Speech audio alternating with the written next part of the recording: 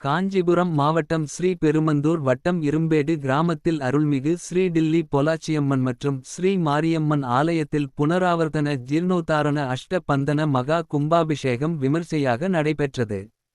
இத்திருக்கோயில் மகா கும்பாபிஷேகத்தையொட்டி ஆலயம் புதுப்பிக்கப்பட்டு யாகசாலை பூஜைகள் சிவாச்சாரியார் குருக்கள் தலைமையில் யாகசாலை பூஜைகள் தொடங்கியது.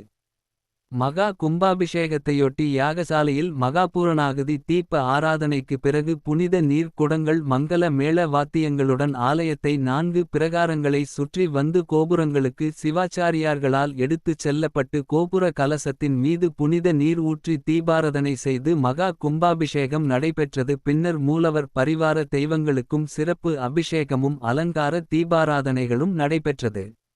கும்பாபிஷேக விழாவில் சிறப்பு அழைப்பாளராக வெங்காடு ஊராட்சி மன்ற தலைவர் அன்னக்கிளி உலகநாதன் கலந்து கொண்டு விழா ஏற்பாடுகளை செய்திருந்தார். ஆலய நிர்வாகிகள், கிராம பொதுமக்கள், இளைஞர்கள், பக்தர்கள் கலந்து கொண்டு சிறப்பித்தனர்.